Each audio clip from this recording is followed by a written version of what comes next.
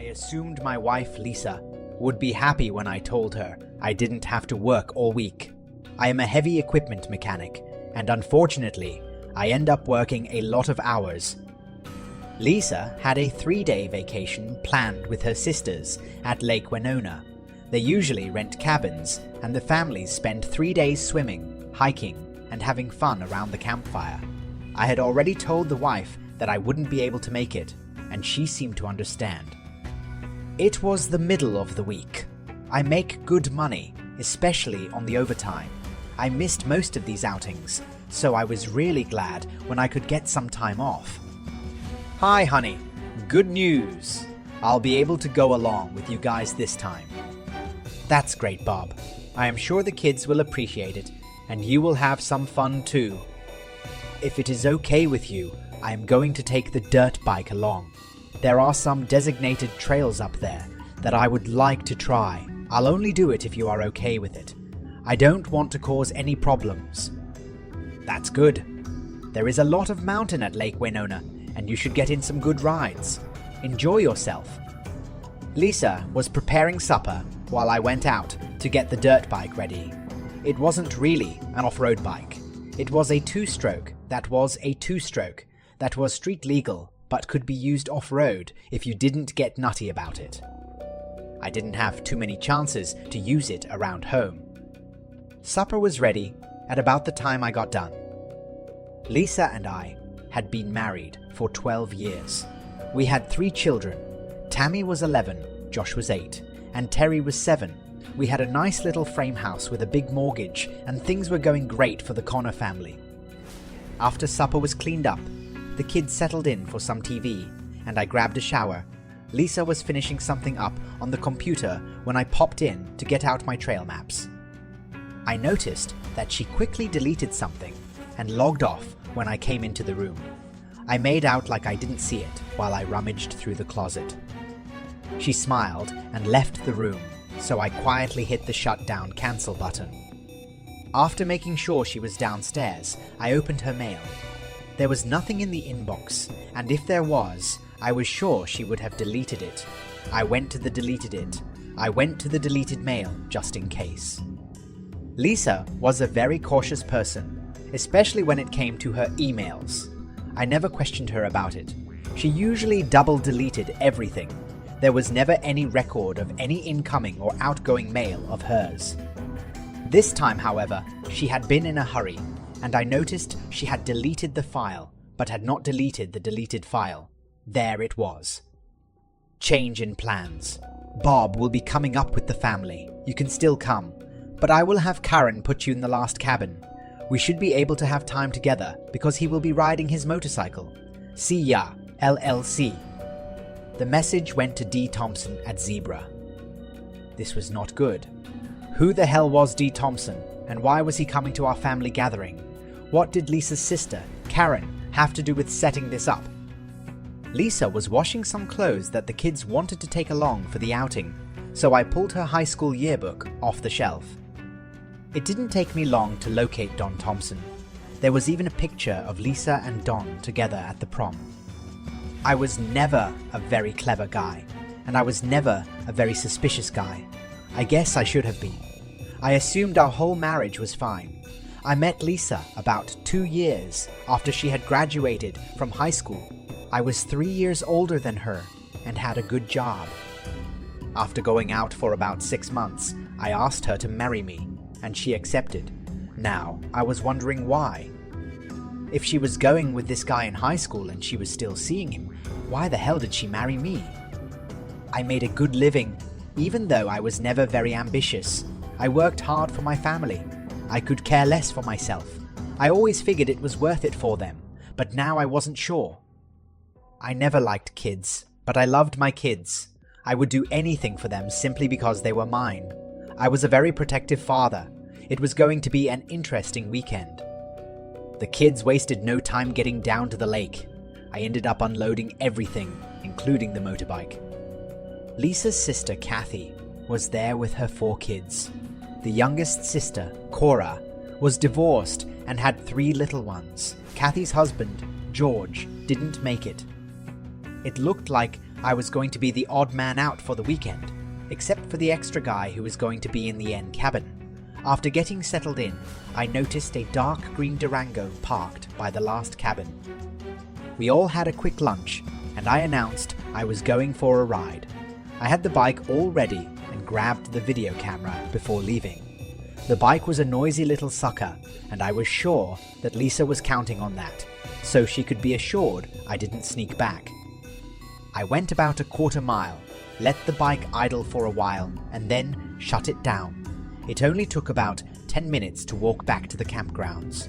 The three sisters were sitting around the picnic table, chatting, while the kids were scattered all over the place. About that time, a tall, good-looking fellow, who I assumed drove a Dodge Durango, came over to the table. All the girls greeted him warmly. After about 10 minutes, he got up and walked off. He went around the cabins and over toward the changing rooms. I started to work my way over when I saw Lisa leaving the table and coming our way. Don entered the back way of the ladies' side so no one would notice, and Lisa followed in a little while. I quietly entered the other side and turned the video camera on. I didn't even take the lens cap off because there was nothing to see. I worked my way over to the adjoining wall and could hear them talking. "I am really sorry, Don. I had no idea Bob would be coming today. I'll try to make it up to you. He will probably be running around on his motorcycle most of the time, so all we have to do is watch out for the kids." "It's okay, Lisa. I understand. I am a little disappointed, but I am sure it will be great regardless. They are going to have a little sing, a long thing tonight by the cabins. I will sneak down to the lake and we can have a swim together like old times. Kathy will see to it that Bob is kept occupied." "I don't know if I can wait that long," he replied. "Silly boy. Let's see, I think I can take care of you a little bit so you can make it till dark." I could hear the sound of a zipper and some clothes being removed. As Don started to moan, it was evident that he was getting a blowjob from my wife. I listened carefully and could hear her slurping and humming as she worked on him. Finally, he started to moan and breathe a little faster. After a few coughs and the sound of spitting, Lisa started to giggle. "Okay, Don, that should hold you until tonight. I have to get back to my sisters." I sat there stunned. I was heartbroken, but what the hell did I expect? I was sneaking around, trying to catch her, and I did. I guess I was disappointed that it happened at all, but I knew it was going to. I stayed in the bathhouse another 10 minutes after they left, trying to figure out what to do. It was depressing as hell, and I hated being depressed. I didn't get any video, but I did get 10 minutes of good audio on the camera. I walked back to the bike and then took off on a long, rough ride.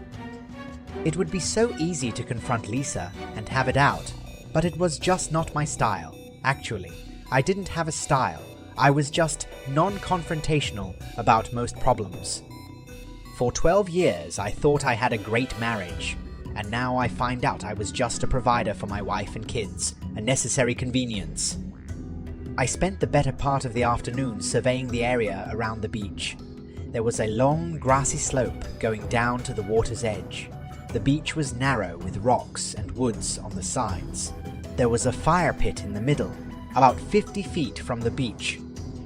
Lisa, Kathy, and Cora had taken the kids on a hike up to a local waterfall.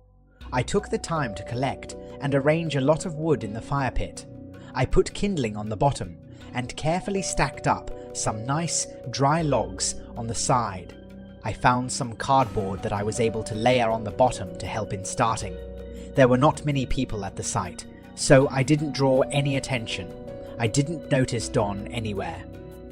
When everybody got back from the hike, I took Josh and Terry out into the woods, and we cut about 20 nice roasting sticks for marshmallows. I told them to keep it a secret for tonight. They were excited about it. I gave Tammy 2 big bags of marshmallows and again explained what we were going to do. Evening came and everybody was gathered around the picnic area. We had a good supper and the kids were winding down for the day. Kathy was being very chatty and sticking close to me. She was asking me to help her to do frivolous little things and being extra friendly. I kept an eye on Lisa, but tried not to be too obvious. Finally, the sun was down, and there was only a slight bit of moonlight. There was an ongoing argument as to what we were going to do the rest of the evening, and it looked like ghost stories were winning by a slight margin. All of a sudden, I noticed that Lisa was gone and Kathy was very close by my side. I got a very detailed explanation about how Kathy's husband, George, was redoing their kitchen. She was making a great effort to keep me interested, but my mind was elsewhere. I finally excused myself to go to the cabin for the video camera. Since it was in the opposite direction from the lake, Kathy did not seem too concerned. It was too dark to take any video, so I didn't bother to get the camera. I grabbed 2 cans of charcoal lighters and some wooden matches. By going behind the cabins, I was able to dash down the slope to the beach without Kathy seeing me. There was just enough moonlight to keep me from killing myself. As I got closer, I got quieter. I could make out 2 figures in the water. On the grassy area near the beach was a blanket. Lisa and Don had left their clothing and underwear on the blanket, along with 2 towels. I carefully lifted all 4 corners of the blanket and walked over to the fire pit. I emptied 1 can of charcoal lighter on the wood and then placed the blanket on top and added lighter fluid. With a quick flick, I threw the barn burner on the pile of combustibles and jumped back. I was still too slow.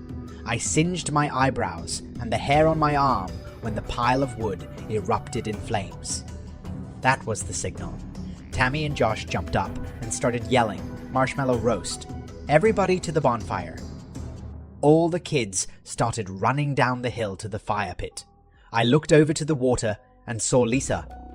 The light from the fire was reflecting from Lisa and Don's eyes as they stared at the horde descending on them.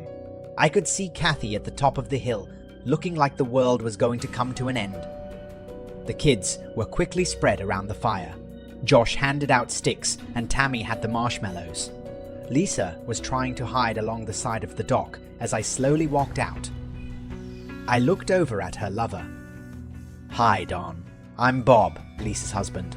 Nice to finally meet you." He seemed flustered and didn't say anything. "Lisa, can I help you up the ladder so you can join your children around the campfire?" "No, damn it. Just go over to the blanket and get our towels." "Sorry, honey. I'm afraid I used the blanket, towels, and clothing to start the fire. A great fire, isn't it?" "No, Bob, no. Why the hell did you do that? How are we going to get out of the water?" "I am sure Kathy will be more than happy to help you. I am going home." Kathy passed me on the dock as I was leaving. I got my jacket and the videotape out of the cabin. Using the valve stem tool from the dirt bike tool bag, I removed the 4 valve stems from Lisa's SUV. She would not be able to get them fixed until the next day. I took a pair of pliers and tried to open the petcock on Don's Durango, but couldn't budge it. I ended up hitting it 3 times until it just broke off. The Dodge wasn't locked, so I reached inside and took his registration out of the glove box. I realized that Lisa could just take one of her sister's cars, but I figured she would wait to get her own. I turned my cell phone off and left the campsite on the dirt bike for the highway. It was a long way on an uncomfortable vehicle. I didn't get very far because I had to stop and refuel the sucker, as well as mix the gas and oil. At least it was late and the roads were not too crowded.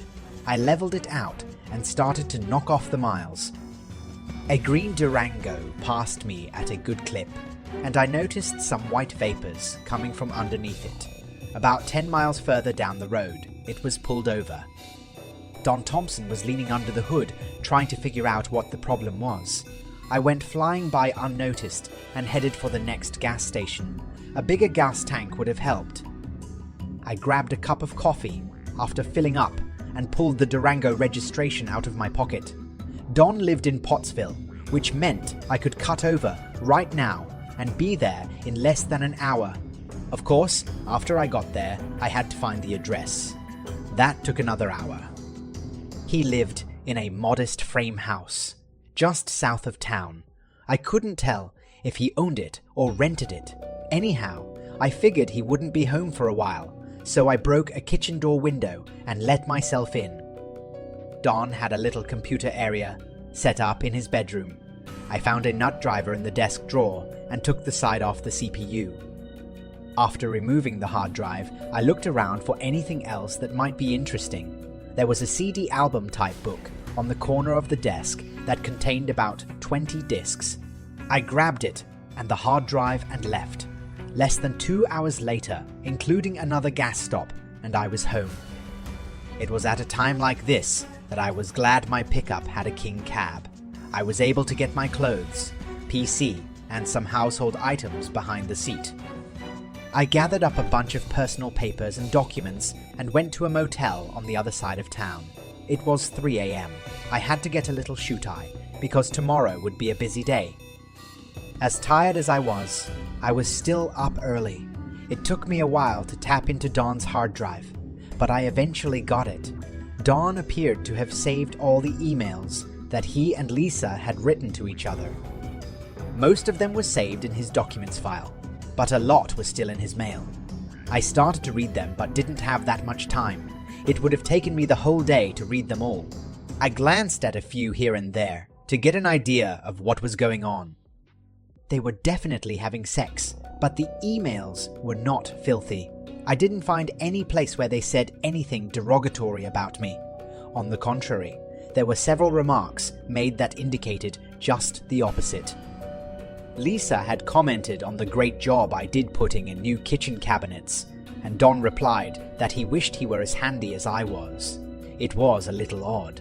Here were two people that were cheating on me, but were not dumping on me in any way. I was confused. The CDs were another confusing story. There were no pornographic pictures. There were lots of pictures of them together, doing all sorts of things, but not a thing that was dirty. In one set of pictures, her hair was dark and short. That was when she was carrying Tammy. The next set was auburn, when she was having Josh, and then long and dark when she was pregnant with Terry. In all the pictures, Don was beaming like a proud father. That really hurt. It was time to get going. I made the usual rounds. First, I closed all the bank accounts and credit cards. I quit my job and collected all my vacation pay and sick leave. I cashed in my life insurance policies and cancelled the cell phone services. I made arrangements to have the utilities turned off at the end of the week. I was sure that I was going to miss something, but I did the best I could. I stopped by the family doctor's office and had a nurse take a DNA swab with instructions to send the results to my lawyer. Then I went by the lawyer's office and filled out the papers for the divorce. I told Seymour to give her nothing and offer child support, only if the DNA showed them to be mine. At this point, I held out little hope. I left $2,000 in the checking account for Lisa and her kids. I said she could have the house, but had to make the payments herself. I left 2 signed power of attorney forms in case he needed them. I signed one form to help her sell the house. Yuba City was a long way from Reading. I had enough money to support myself for a long time, but knew I had to start working to keep from going nuts. I felt pretty certain that I left a few messes behind, including breaking and entering charge in Schuylkill County. I had no idea what things I had skipped out on at home that I was legally responsible for, and didn't care too much. I also wasn't very clever when it came to laying low. My car registration, driver's license, and insurance would be good for a while, but eventually I would have to get myself updated and run the risk of being discovered. Bank accounts and employment could also trigger problems. Every morning, gangs of men looking for day work would be gathered on certain key corners. Potential employers would drive by and pick out the ones they wanted, paying them straight cash on an independent contractor basis.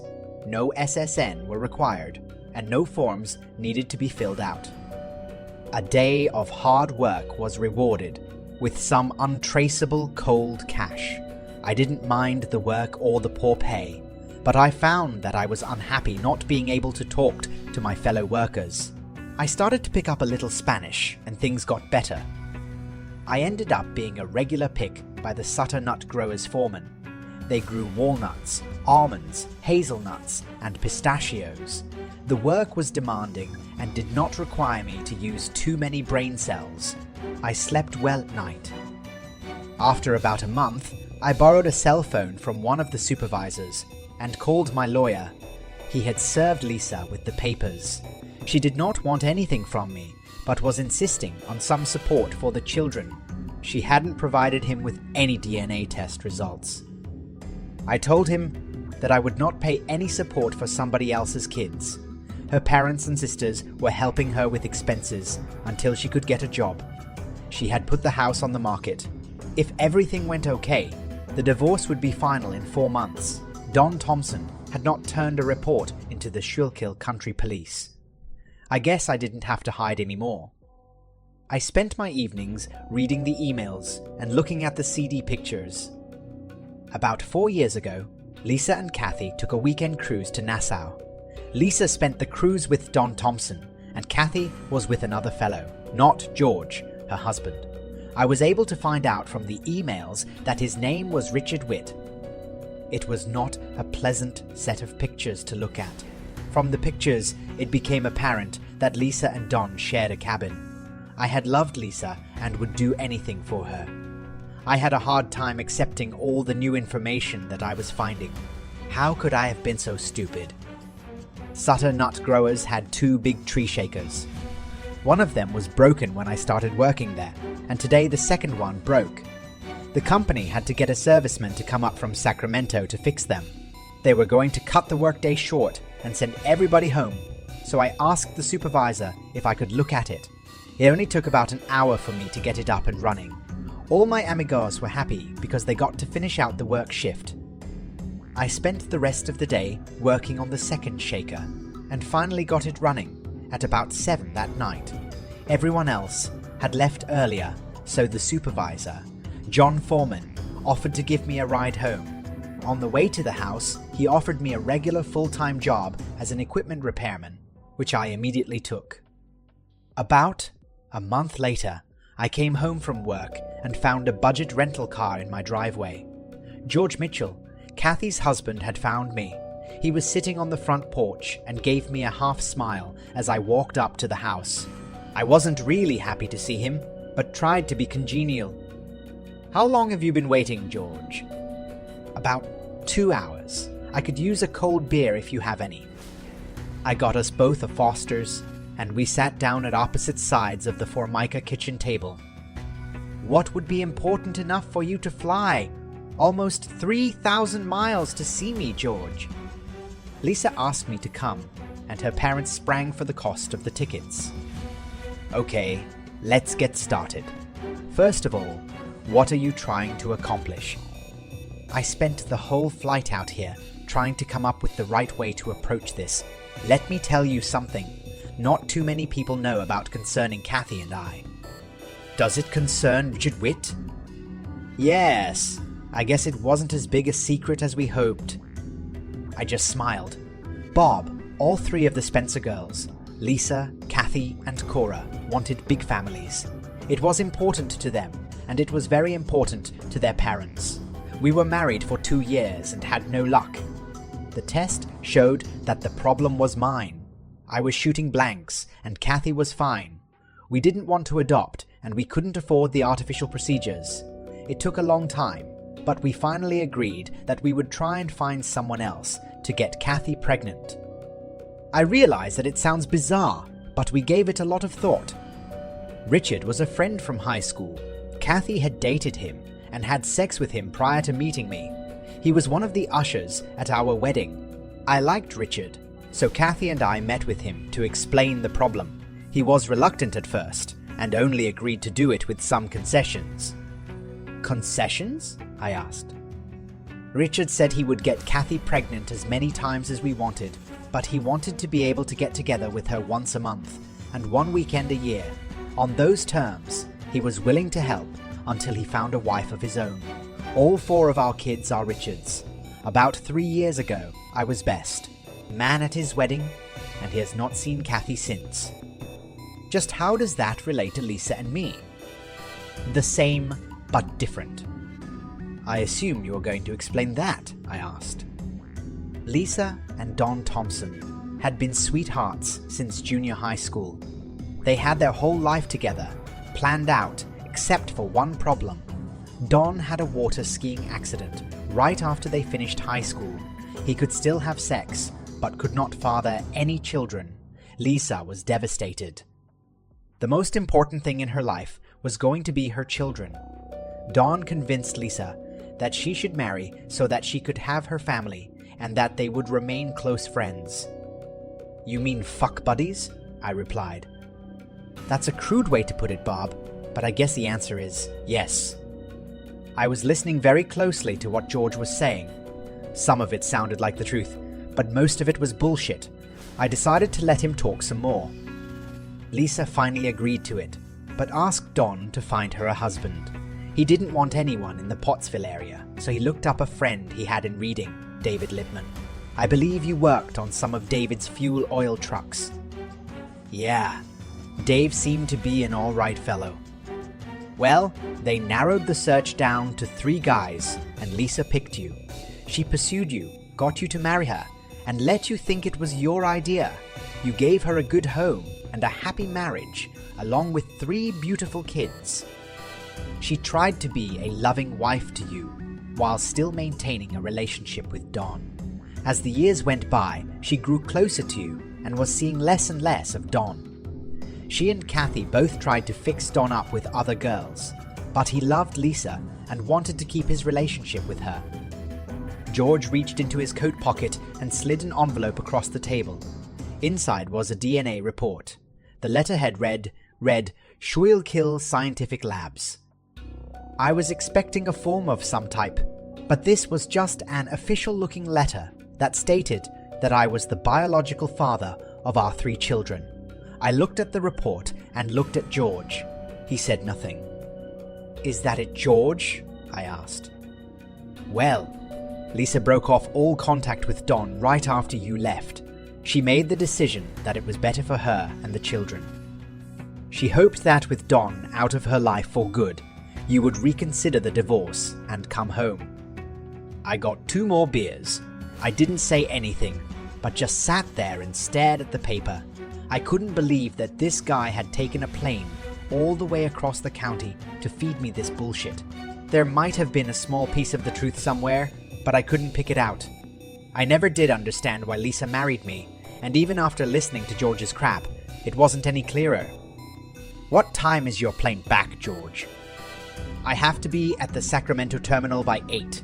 I'll have just enough time to drive down there and get the rental car checked back in." "I really appreciate you coming all the way out here to explain things to me, George. You probably could have done it on the phone, but I guess being face-to-face is more effective. Is there anything you want me to tell Lisa or the kids when I get back home? I know she is hoping for some good news. She was really devastated when you left." "I can't think of anything right now. Give them my best and tell them I'll be thinking about them," I replied. I walked George to the car. I could tell he was hoping for a little more reaction than he got. It was an interesting story, especially when he started off by making a confession of his own relationship with Kathy. If everything he said was true, then I might want to reconsider the divorce, but there were too many holes. I felt a lot of affection for Lisa. We had a lot of great years together, and I always considered us to be a team. Her apparent betrayal left me heartbroken. I would like to mend it if I could. I was looking for more information and more answers, and I wanted them to explain and improve things. I still couldn't believe that George flew all the way out here for a 30-minute conversation. The next day, I called my lawyer. "Seymour, this is Bob Connor out in California." "I don't hear from you often enough, Bob. What do you need?" "First of all, did you ever get any official results back on the DNA paternity tests?" "Bob, I didn't get a thing. I asked Lisa 3 different times and she promised each time, but I still have nothing. I told her I would pay for the testing, but I don't think it made a difference. Lisa's brother-in-law gave me a letter from the Schuylkill Scientific Labs in Pottsville that indicates that I am the father. Did you give them anything from my tests that they could use as a standard? Never heard of the lab, and I still have your results here in the office. I never gave them out to anyone, unless they did their own DNA test on your hair or fingernails. I have no idea what they were testing against. I'll look into it. Anything else? Do you have anyone who could check out a guy named Don Thompson who lives in Pottsville? I can't help thinking that knowing something about him could be important. I realize that the divorce is almost final, and I don't want to screw things up. But if I can stop myself from making a mistake, I want to. That should be no problem. Do I owe you any money? I asked. There is still a nice buffer in your account. I'll let you know if you get close. About a week later, Seymour called and told me that Schuylkill Scientific Labs was a fake DNA facility and had been shut down by the state. He also let me know that Don Thompson made it through high school by the skin of his teeth. He was not too bright and had a hard time holding a job. He had just been fired from his last position as a fuel truck driver and was having trouble finding anything else in the Pottsville area. He was reported to be a nice person, but just not too intelligent. That evening, when I came home from work, Tammy, Josh, and Terry came running up to the truck. They were all over me as I tried to make my way to the front porch, where their mother was waiting. To what do I owe this pleasure? I felt that the children should be with their father, and since you would not come back to Pennsylvania, I decided to bring them here. I have already rented a place across the river in Marysville. Why don't I send out for pizza and we can get settled down? The kids spent the next hour telling me about their trip across the country. They didn't stop much on the trip, but saw a lot of new and exciting things anyhow. Lisa was quiet and just let the little ones ramble on. I turned on the TV for them, and they started to unwind slowly. Lisa and I cleaned up after the haphazard meal. Bob, I am sorry for the way things worked out. I was hoping that George would explain it to you, but apparently he didn't do too good of a job. The day after you found Dawn and me together, I broke it off with him. It was stupid for me to keep the relationship going as long as it did. I knew, for several years now, that our marriage was more important to me than my friendship with Dawn. We were together for so long and we were so close that it was hard to sever the ties.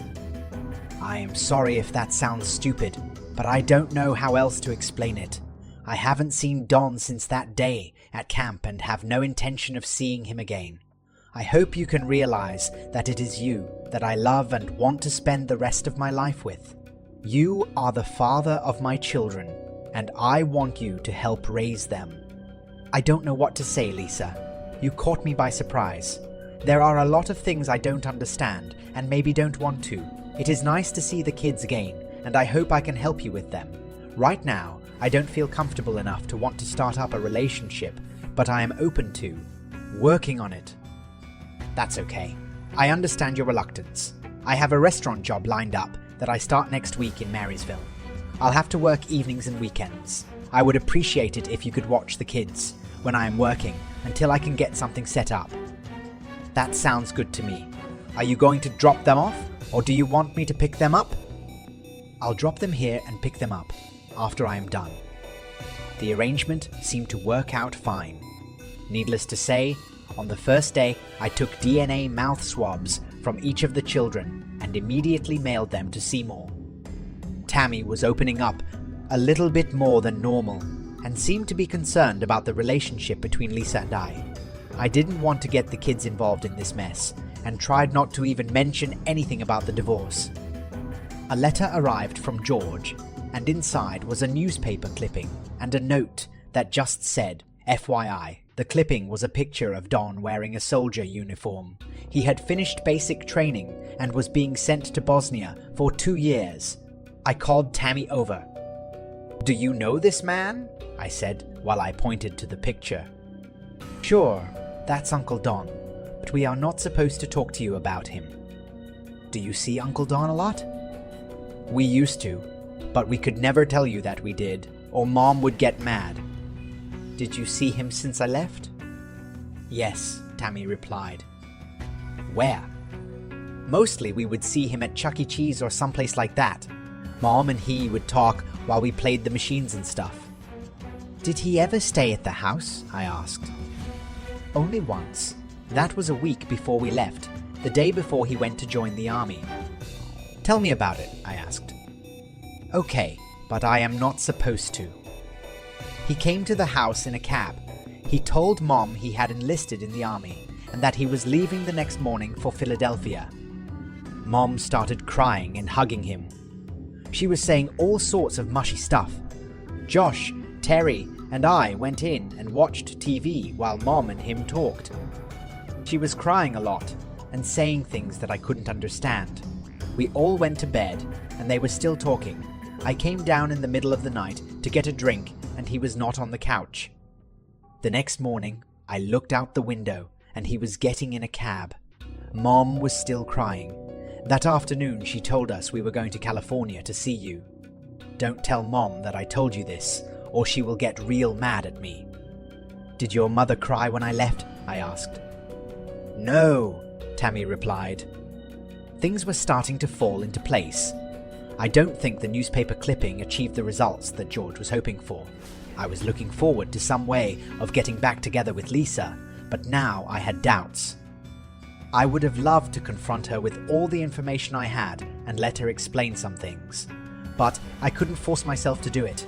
I guess I was too much of a coward to start an argument about fidelity with a woman that I loved. I had no reason to believe that Tammy had lied to me, but what she told me contradicted what George and Lisa both had said. It seemed pretty obvious who was lying. I did what cowards always do.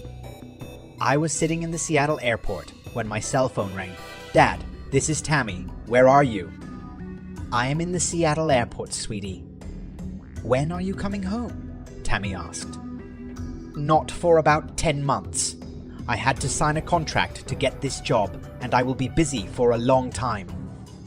Mom is really mad at me for telling you about Uncle Don. We are leaving to go back to Reading as soon as she gets her final paycheck from the restaurant. I think she is mad at you too. Tammy, I am sorry if I got you in any trouble with your mother. Just remember, you didn't do anything wrong. None of this is your fault, and don't forget that. I am going to miss you. Josh and Terry will too. I am sorry you had to go, but I think I understand. I love you, honey, and tell Josh and Terry I love them too. I called Seymour after Tammy hung up. The DNA results were back. None of the kids were mine. It was another lie from George and Lisa. The divorce would be final in 2 weeks. I told Seymour that I would be sending support money for the kids as long as there were no further problems. He agreed to handle it for me. It is cold as hell in Prudhoe Bay, but at least the knife wound in my back is healing. That's the end of this story. If you found it engaging, please give it a thumbs up and don't forget to subscribe for more content like this.